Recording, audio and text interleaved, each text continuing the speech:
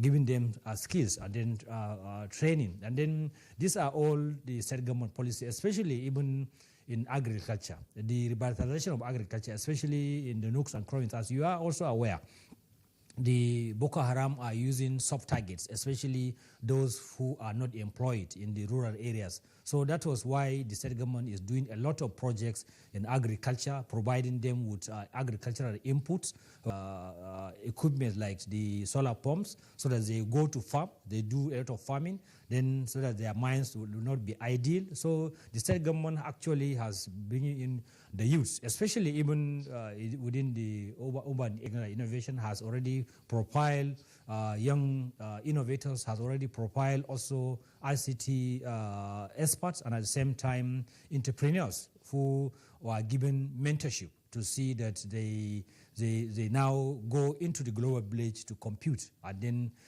get an earns of living. And then at the same time, in the long-term strategy, the state government has introduced the durable solution, especially for the internet displaced people. And then also the 25-year development plan. When you look at the 25-year development plan, actually we have 5 drivers. The healthy citizen, human capital development actually is the key driver in the 25-year development plan, where it's part of a government policy. Instead of bringing in secondary schools, most of them are now technical schools so that they can be self-employed. All what state government is doing is trying to provide them with skills, even at that secondary school level, so that they can be self-reliant based on the desire of the 25-year development plan. By 2020 to 2030, about 70% of the people of the state will be self-reliant. So these are some of the targets the state government is doing to ensure that youth are being part of the government system. And Nigeria is not an exception. And so you need agencies like NDE, you need agencies like other agencies that are into skill acquisition, skill training, to be able to sufficiently get on ground to make the system open. And collaboration, like you said, should be the only way that we can't do it alone. ND can't do it alone, and the state government can't do it alone. In short, as a matter of fact, you need the subnationals, because they have more equipped centers, skill centers. You just have to key into. Yeah, you need the subnationals, because they have, take for instance, when I visited Nasarawa, and they have very good system when it comes to skill acquisition, automated. You go to Katsina, they have good system automated in Katsina, run by the state government. So you need to partner. Borno have the same, so you need to partner with the subnationals, so you can be achievable. But we can't work independently. ND can be working here, ITF is working there, small and medium scale working there. So it's a multi-sectoral approach. It's doable. Okay. And ND should concentrate on what we know we can do better than other agencies. Other agencies should concentrate on what, and I should pull out from other areas that I know I don't have the proficiency or the capacity to equip Nigerians with. It shouldn't be a tea party for all of us. And I think there's need for us to come to a round table and sit down and be able to support this government and support Mr. President.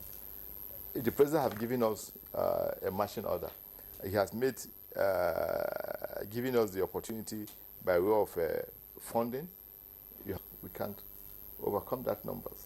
If we have those centers well equipped, we can do better than that. In most states, we have a minimum of 2-3 skill centers spread in most states. And state government have their own skill centers. So once there's that collaboration, we can do more than those numbers we're talking about. All right, thank you very much, DG. We are gradually winding down this conversation. Let's get back to Kanu. Let me get, okay, we've lost connection with Kanu, so let me go back to Borno, where we have Dr. Malambe. As we gradually wind up this conversation, what's your advice to the federal government regarding its job creation initiatives so that you can make the most of it? Thank you so much. I think this is my personal opinion, and then we have to be candid. We observe there's need for federal government to provide that enabling environment, industries, and at the same time incentives, mentorship for the youths so that they can also be productive in the society.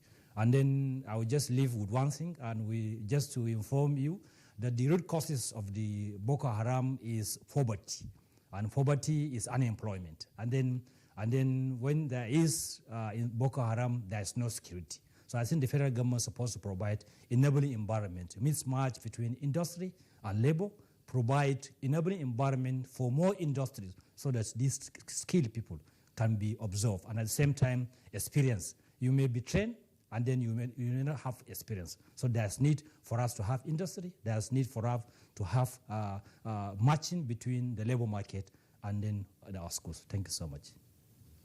Okay, thank you so much, Dr. Babagana Mustafa Balambe. Let's return to the studio and last step of this conversation. And Mr. Agara is still seated here in the studio. Going forward, what are we looking at? Nigeria has a huge youth population. You know, our population is very fundamental, you know, and Nigerian youths want to venture out, but the president keeps telling them, if you want to leave Nigeria, get a skill, because that's what matters in the international community and not just certificates. So how can we encourage our youths to, as well as go to school, learn skill at the same time? Yeah. In 1 minute. Yeah, thank you very much. You see, with globalization now, even when you have the skill, you might not even need to jump out. Yes. And you can stay in the comfort of your room and provide the services that you need to Japan to provide those services. The system is there to absorb you. For instance, you look at when I won't want to mention names here or the names of those industries. When they were looking for welders, they had to go to India to get over 3,000 welders to come to Nigeria because we don't have that the capacity of the kind of skill they were looking for. And so that means if we're able to sufficiently upgrade and get the right skill in our welding, those guys will put into those industries in the factories. And I think that I keep saying it, collaboration is the right way to go. Work with other states, subnationals, get our youth skill up. And that's Good Morning Nigeria for today. Thanks so much for your time. I am Jumwe Yourself. And I am Victor Azo. See you again tomorrow.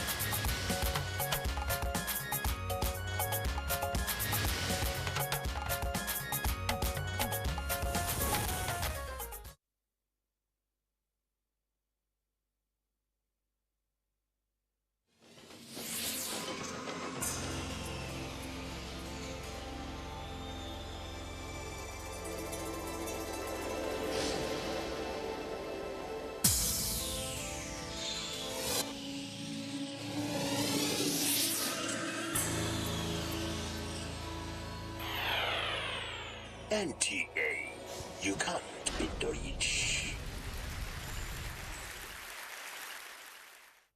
Do you want your school to be known for your achievements or activities? Then look no further. At NTA Knowledge on Star Times Channel 359, we will showcase your school's graduation, excursion, inter-house sports, community service, school's registration of new intakes, and more. For enquiries and advert placement, please dial 0805 906 0657, 0803 553 5720, 0803 337 4201. NTA Knowledge, learning to broaden horizon. Although social media as a channel of communication is inherently harmless, it becomes harmful and damaging when used without discretion and thoughtfulness. Bad social media users spread rumors and fake news without verification. But good social media users stop, reflect, and verify information before sharing it. Be a good social media user. Stop the spread of fake news. Verify the authenticity of your source and use social media responsibly for a better Nigeria. This message is brought to you by the Nigerian Television Authority, NTA, in collaboration with the National Orientation Agency. The mosaic of time in the kaleidoscope of life. Time is a masterpiece. A delicate piece when we wait. A vibrant shard when we're late. An intricate pattern when we're in pain.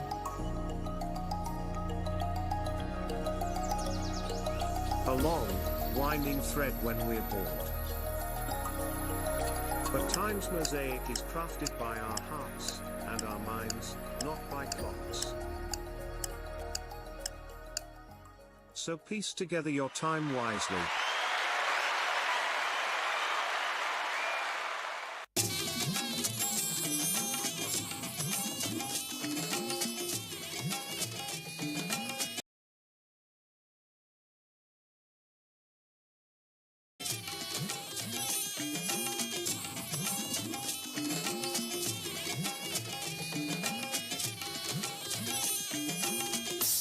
This is the network service of the NTA.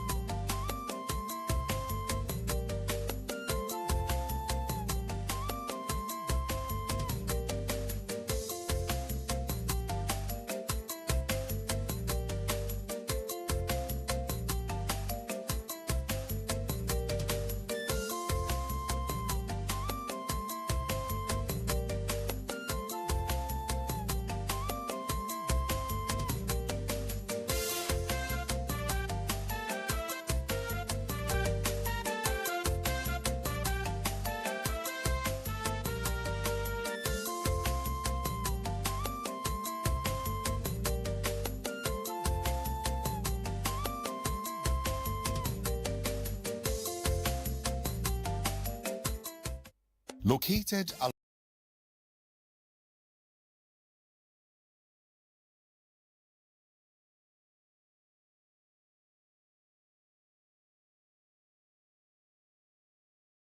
along the popular Umaru Musa Eredua Expressway, some meters away from the Abuja City Gate.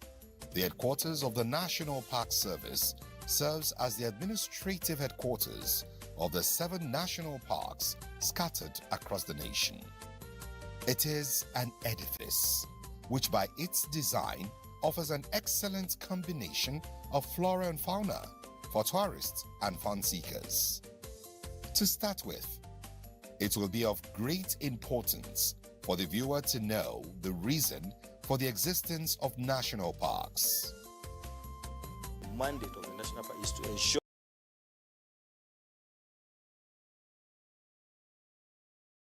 that these areas designated as protected areas are protected, to ensure that. And national parks generally are always part of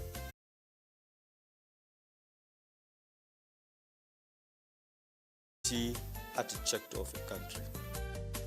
Indeed, the siting of the National Park headquarters here is deliberate. Citing the headquarters in Abuja, I believe it is central. Citing the headquarters in Abuja, I believe it is centrally located. So that wherever any of the parks are located, it's going to be a matter of being equidistant to wherever you are located. If you are located in Cross River, if you are located in Gashaka, if you are located in Maiduguri, if you are located in Adamawa, from wherever you are, I think your distance is just equidistant to Abuja because it's centrally located, and it also provides information to the public about the national park that are located. To the public about the national park that are located in the various zones. When visitors come here, they pick information material from us, those zones. When visitors come here, they pick information material from us. They are conducted and, of course, shown even on the board or maps where these parks are located. And from here, visitations can be organized for them. From here, we can give them directives on how to reach each of these parks for visitation. Moving into the National Park Service headquarters reveals how the area is a true reflection of an ideal park environment with beautifully planted trees within the premises, guaranteeing the desired fresh air typical of a natural park area.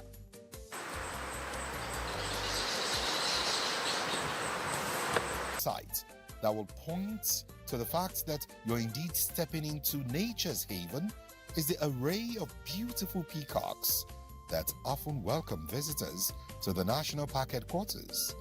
Indeed, a beautiful sight to behold.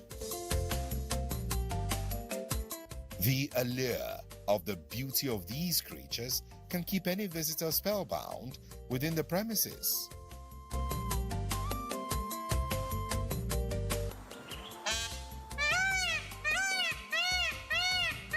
Various ecological zones of the country, as represented by the various national parks under the peer review of the park system. As expected of the National Park Service headquarters, which is a representation of what the Park Service has in the whole country, a 6 by 9 hectare. Most of these animals that you also see in the mini park so are representative samples of some of the animals we have in some of our national parks. For example, if you go to the mini park, you see the ostrich. And the ostrich is an animal that is indigenous to Chad Basin National Park, for example. The animals such as the gazelles. And some of the gazelles are also animals that are indigenous to some of the savanna areas that we have in the country. The common ones you see include the cops. There are quite a number of these cops you find within the mini park. And in fact, because of the level of protection they are receiving within this mini park, they are reproducing because the population is increasing by the year. Initially we had a few numbers, but now the numbers has increased to a reasonable number. So it all goes to show the adaptability of these animals within the mini park. For effective management of the mini park, some facilities we are provided. Some of the facilities include the walk trail, we have the water point or the air dam, we have the porcupine pit and a host of other. Now we have what we call the grazing compartment. And the grazing compartment is that area that you see that we don't have more tree like other areas. And what we have done is that most of the animals we keep is not underground.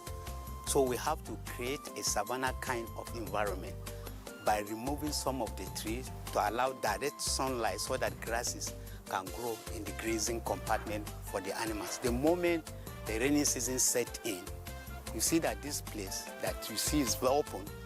A lot of grasses will come up from this area to provide food for the animals. And we equally have a salt lick. That is why this place is open. And most at times in the rainy season, this is where you see these animals. The other part that is so thick provides a kind of hideout for the animals. Stepping into the mini park is usually a soothing experience for many visitors, as it contrasts sharply with the aesthetic. Can easily view some of the fauna within the park, especially during the dry season.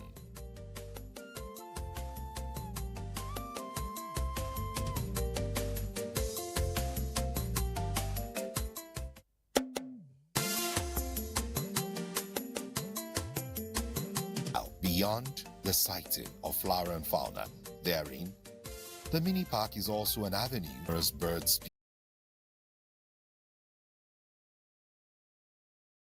Over 60 African grey hornbill, speckled pigeon, and northern grey-headed sparrow, among others.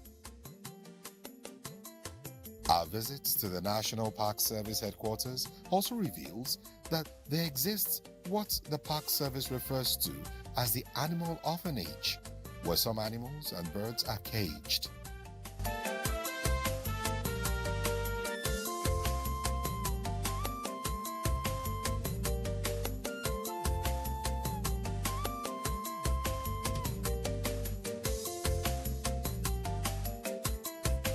We sought an explanation for that.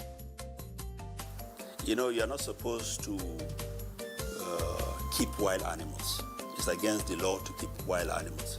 So most of the animals that you will be seeing in the animal orphanage are animals that were seized or retrieved from poachers or people that are not supposed to be keeping these animals, because keeping animals outside their natural habitat, it's not proper. So wild animals have to be treated as wild animals. So once we confiscate these animals from some of these poachers or people that are not authorized to do so, we keep them in this orphanage. So while we keep them in this orphanage, we take care of them. Then gradually, we now go through it. They go through a process of reintroduction. Later, we now try to reintroduce them back into the wild. For visitors, tourists, researchers, and other people interested in flora, the arboretum, which plants are grown, because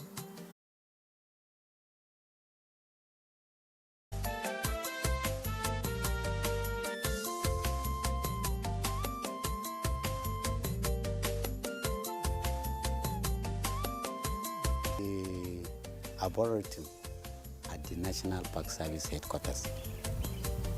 Here is a botanical garden for in situ and ex situ conservations of flora species, different plants.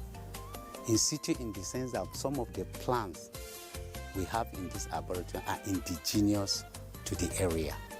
Ex situ in the sense that we introduce other plants that are not in this area, and some of them are thriving very, very well.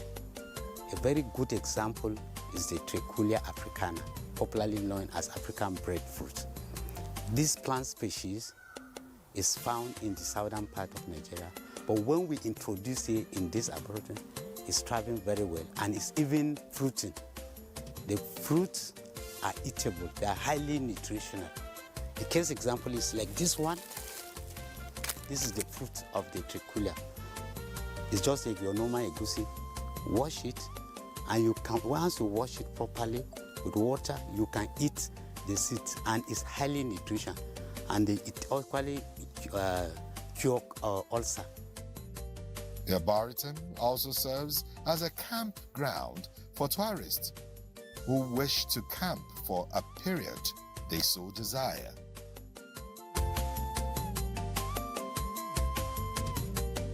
No doubt, the National Park Service headquarters has a lot to offer visitors and tourists alike. Let's have a look at the Museum of Natural History within the facility. We have trophies within the museum that shows or gives a history behind some of these trophies we have. For example, you find the skins or some of the horns, for example, of some animals that you would find in our national parks. You have the elephants, the skull of elephants, the skull of buffaloes. Somebody will, what we have. It explains to you some of even the challenges that we go through in managing the park. You see some of the weapons that are used by hunters when they are arrested. You see things like the den guns that are being used. You can hear about a den gun. But if you go to the museum, you see a sample of a den gun. You see some of these traps that are also used by hunters, very sophisticated traps that are used to catch very big mammoths. So all these things, if you go to the museum, you'll be able to have a better picture of some of the trophies that we have in the museum.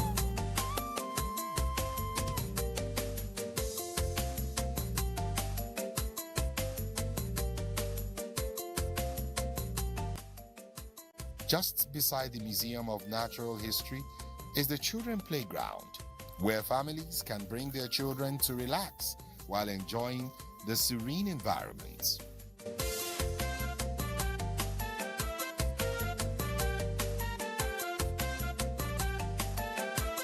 To further ensure that visitors have adequate value for their time and money during their visit to the National Park headquarters, the service Recreation Garden is a place with full complement of games, bush restrooms, fountains, and other forms of recreational facilities.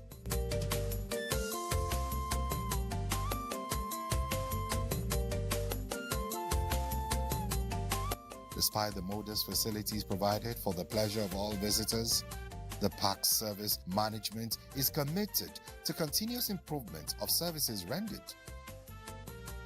We are also thinking of having some, I will call it maybe hotel and conference area in our gazebo.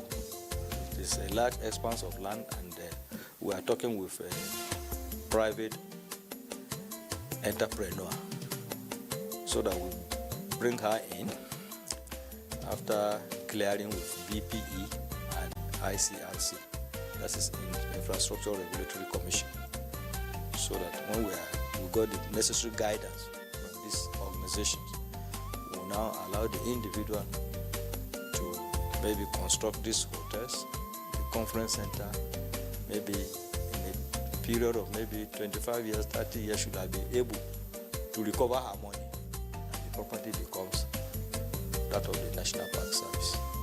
So that way we have actually justified the essence of PPP.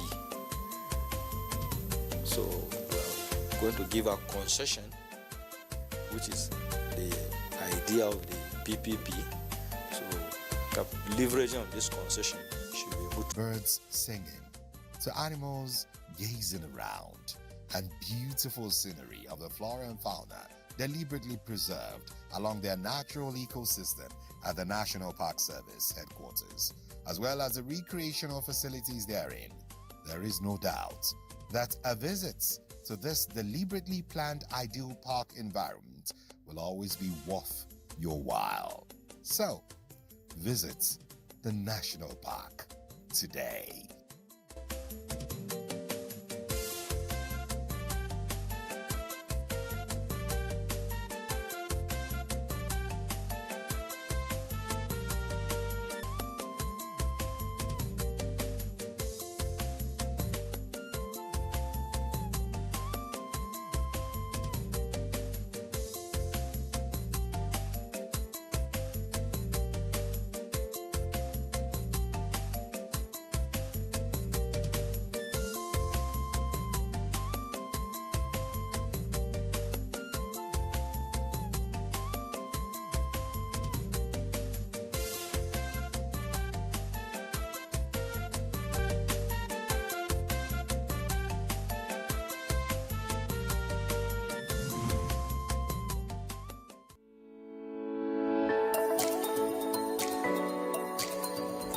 Now breathe in, raise your head up. Welcome to Health and Wellness Tips, where we prioritize your well-being and happiness.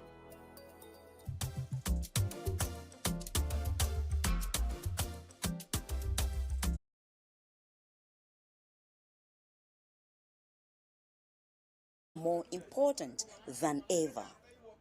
Let's explore essential tips to help you protect your finances from unauthorized access and fraudulent activities. Apart from the safety angle, it's always a very important, and also someone that works in the bank that you know.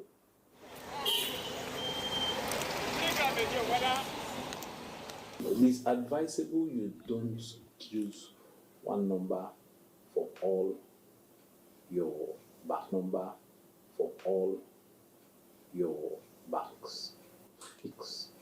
Because if they get that number, now you are using one number for your NIN, you use that same number for your BVN, you use that same number for 3 of your banks,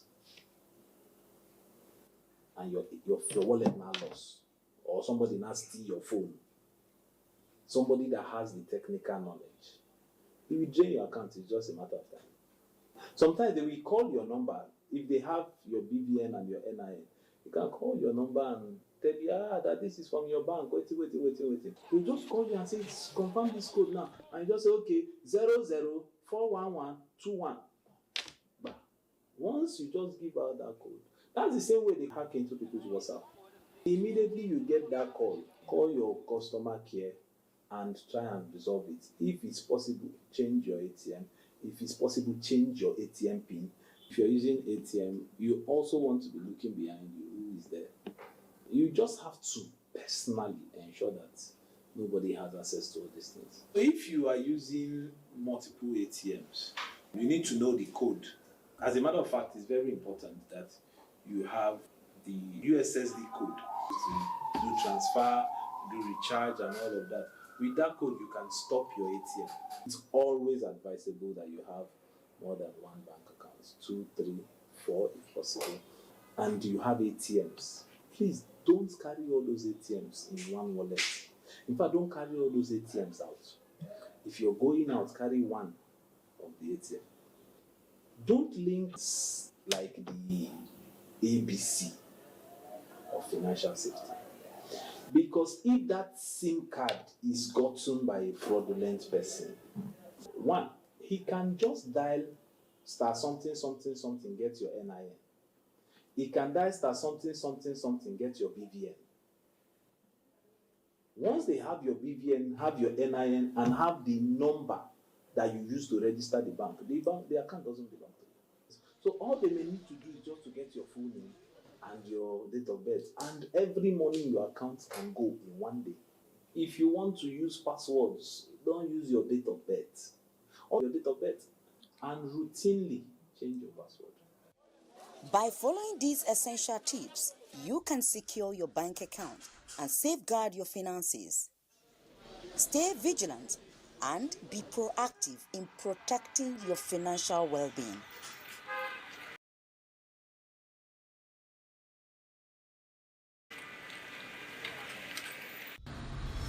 When a truck spills its load, when a fuel-laden tanker falls, after a road accident involving valuable cargo, let's not see these as time to steal or loot.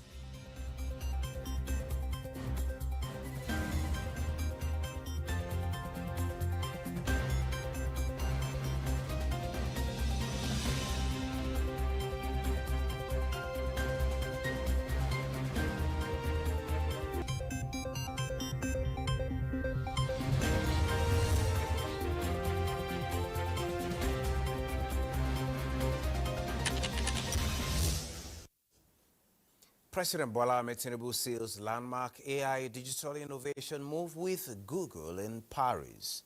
Central Bank of Nigeria introduces 100 naira, 500 naira charges on ATM withdrawals. Capitalization tier 3 banks in Nigeria likely to adopt the e-money activity and license downgrades, says Fitch.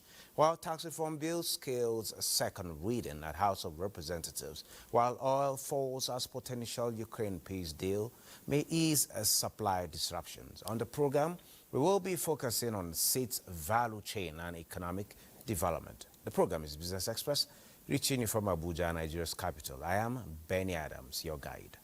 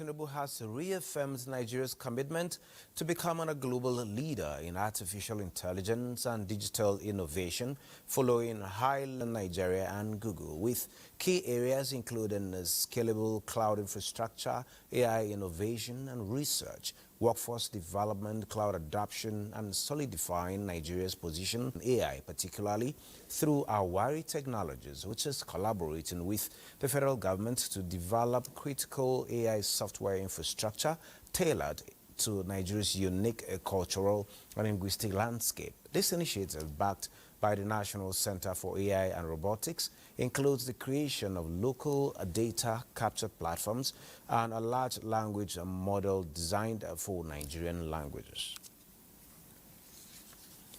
Now, charges that customers have to pay when they make withdrawals at automated teller machines, that is ATMs, have been increased by 614% for those withdrawing from other ATMs outside the banking premises. According to the latest directive from the Central Bank of Nigeria, effective March 1, 2025, bank customers will no longer enjoy the 3 free withdrawals every month on cash collected on the automated teller machine of another bank, as charges on withdrawal increase to as much as 500 naira on every 20,000 withdrawal.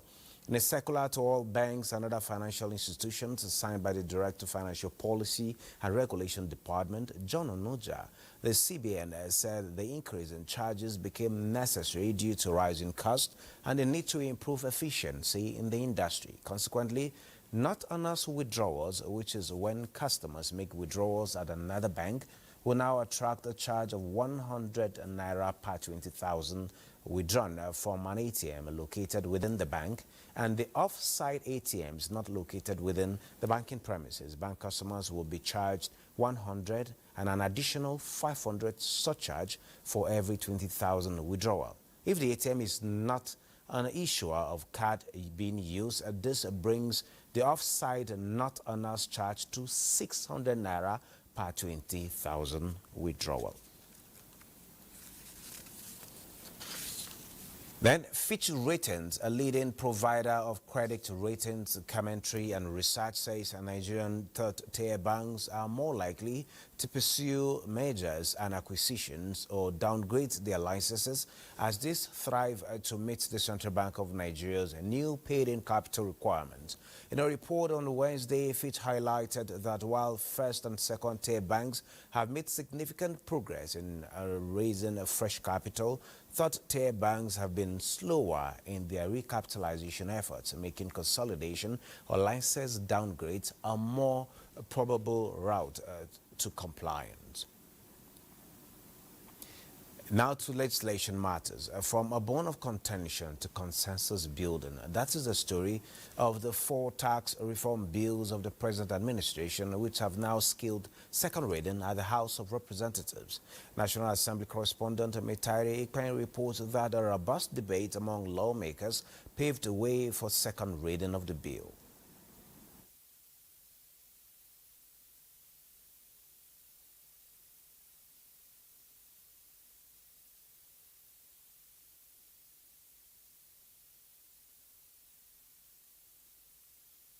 Well, apologize for the loss of audio in that report. Now the federal government is leveraging to harness economic growth for long-term enlightenment and human capital development of citizens. This was disclosed during a courtesy visit of the Executive Secretary of Tertiary Education Trust Fund, that is TED Fund, to the Nigeria Extractive Industries Transparency Initiative, NTA, in Abuja, for transparent revenue disclosures, as well as ensure that funds meant for development of tertiary education in Nigeria and an overall national development from the extractive sector are efficiently and transparently managed. We're moving towards an area where Nigerian citizens need to and methodology, and leveraging with TED Fund that has access to tertiary institutions all in Nigeria. We can partner with them in that to expand knowledge. We are doing so many things to look at the welfare of our students. We are giving them opportunities, encouraging them. So we have startup funds for you to assist you to get your trademarks, and you can begin to earn.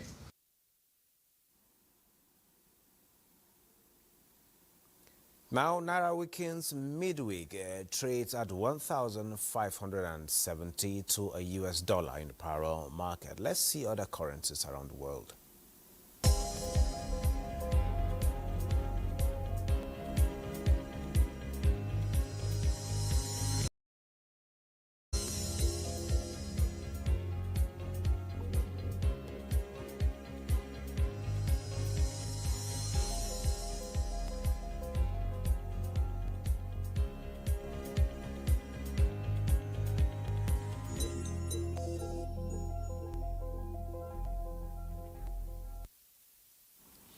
Now, the present administration says it is committed to supporting smallholder farmers to increase the production of essential crops for the country.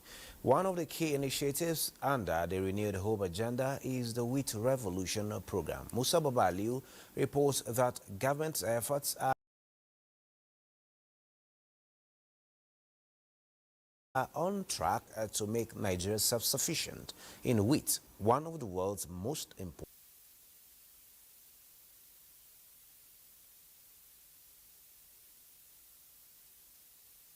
Speaking on seeds, value chain and economic development, we have the acting registrar, plant variety protection of the National Agricultural Seeds Council, Federal Ministry of Agriculture and Food Security, Dr. Folarin Sunday Okelola. You're welcome to Business Express.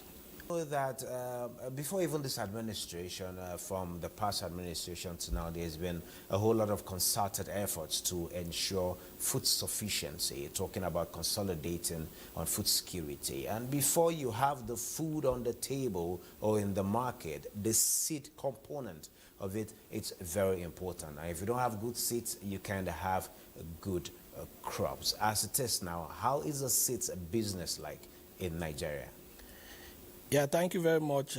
Today, the seed business in Nigeria is, even let me go beyond Nigeria, in the West African space, is our seed business is the leading because that are producing various categories of, seeds of different varieties of crops. And these companies, of course, employ a lot of, people, and they are the ones producing seed for the vast majority of Nigerians, to feed the population. So we have a robust seed industry that is guided by regulation. We have various regulations, guiding the seed industry, the main one being the National Agricultural Seed Act. Apart from that, we have, of course, the Variety Release Act. We have the Biosafety Act. We have also other standards, even the Standard Organization of Nigeria, and a whole lot of... Particularly for agro products, you want to export a particular